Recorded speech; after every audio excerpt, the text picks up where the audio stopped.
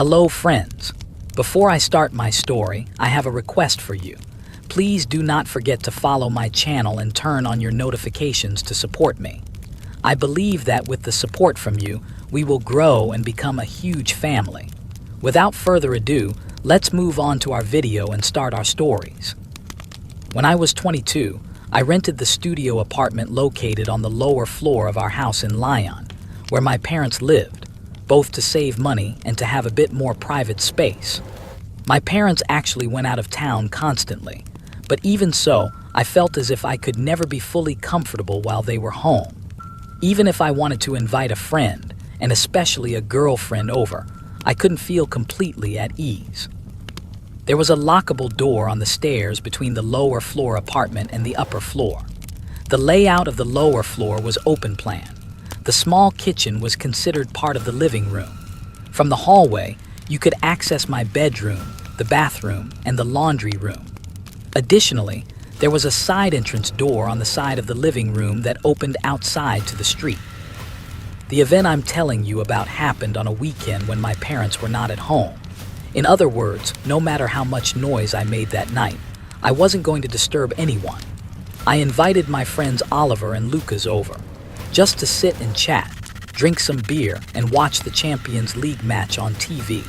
Since my family wasn't home, we also turned the music up to full volume and were talking. I didn't drink enough to get very drunk, but by the time the match ended, I definitely had a buzz going.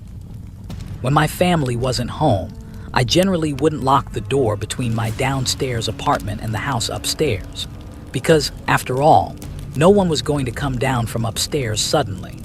I also kept the drinks in the large refrigerator upstairs, because it was bigger and more useful, and its cooling was better. Since my friends had driven there and they had also been drinking, they both decided to stay over at my place that night. The sofa downstairs was very large. If they lay down correctly, even 3 people could sleep comfortably. So, after the night stretched on quite long, I said good night to them and went to my own room to sleep. I remember waking up in bed a few hours later. It was still night or very early in the morning. I heard what probably woke me up at that moment, footsteps coming from upstairs. Someone was walking around up there. Naturally, I thought it was Oliver or Lucas. Maybe he went upstairs to get cold water from my parents' fridge, or maybe he went to the bathroom. Therefore, I didn't mind and didn't make a sound. I closed my eyes again. But a few minutes later, I heard another sound this time. My bedroom door handle turned. Someone tried to open my door. However, the door was locked.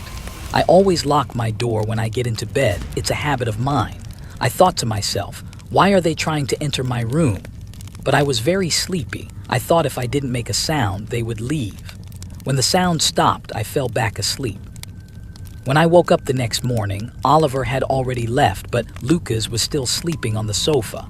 When I opened the refrigerator, he also stirred and started rubbing his eyes. "Was it you who tried to enter the room last night?" I asked. "I don't think so," he said. "I swear I don't remember. I drank a lot." The 2 of us went to the nearby bakery together and got croissants, some breakfast items, and coffee. Then we sat in the back garden and ate. We chatted for a bit and he left not long after. I continued the rest of my day as if it were normal. Honestly, I didn't even ask Oliver, "Did you come to the room at night?" Because it hadn't seemed like something to make a big deal out of. Drunk men mixing up doors happens, after all. I think I spent most of that Saturday hanging out with other friends outside the house. It was late when I returned home at night, but I wasn't that drunk. I was more tired because I had been out all day. When I got home, I had a snack, washed my face, and went straight to bed. When I say I went to bed, I first lay in bed and watched something on television for about an hour. Then I turned off the TV. Right after I turned off the TV, sounds started coming from upstairs again, creaks and rattles coming from above the ceiling. It was as if someone was walking around in the kitchen area exactly above me. I waited to hear better, but the sound stopped. My heart started beating a bit fast. I felt a slight unease inside. I sat like that for a few minutes and waited to see if another sound would come. Then I calmed myself down by saying, It's an old house after all, the wooden floor is shifting. More sounds come at night. I'm just being paranoid. Actually, it was the exact opposite. I should have trusted my first instincts, because my bedroom door handle moved again. This time I jumped up suddenly as if a car was about to hit me. The door handle turned again for only a few seconds, just like the previous night. But this time there was also a light knock on the door. In other words, someone was knocking on the door and then trying the handle. I was breathless with fear. I had frozen suddenly, as if. I was able to pull myself together a little. I didn't speak at all. I reached for my phone on the bed and started sending messages to both the family group and to Oliver and Lucas. Deep down, I knew it wasn't one of my friends. The possibility was almost zero, but still, I desperately hoped someone would write, "Yes, it's me." My parents didn't look at the phone. They were probably sleeping and weren't supposed to return before Monday. If it wasn't them, who was this? What was it? What did they want from me? At that moment, I never made a sound. I had no intention of saying, "Who's there?" because I didn't want to give a sound while there was someone outside I didn't know. I quietly got out of bed, hid in the corner of the closet inside the room, and grabbed something heavy from around, in case the door was broken and they burst in. I'm not exaggerating. I waited there without moving for exactly 10 minutes. Neither did the door handle turn again, nor was there a knock on the door. Finally, I called the police. I lowered my voice completely and spoke in a whisper, but still kept it loud enough to be understood. The operator on the phone told me to stay on the line. I talked to them until the police arrived. Because I didn't trust myself to leave the room, I asked the operator for the police to come to my bedroom window. After a while, they knocked lightly on the window. Thank God I'm on the ground floor, I thought. I opened the window and handed the side door key to the policeman outside. A few seconds later, I heard the downstairs door open. When the Itwo policeman entered, I left the room. They turned on all the lights. Since my downstairs apartment wasn't very big, there weren't many places to hide. So their search didn't last long. Then we went upstairs and looked inside the main house. We couldn't find anything there either. Finally, we came upstairs to my parents' room. While one of the policemen was entering, I was waiting in the hallway. About 30 seconds later, I heard a shout, movement, and the sound of a commotion from inside. I peeked my head in. 2 policemen were leaning under my parents' bed, shouting at someone inside. At that moment, something sank in my stomach. They warned me to go downstairs.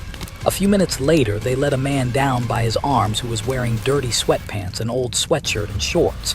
His hair and beard were messy, and he looked tired and dirty.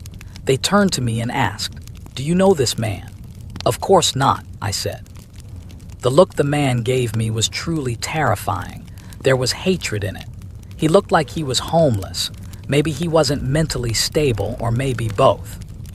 After taking the man outside, I felt as if tons of weight had been lifted off me.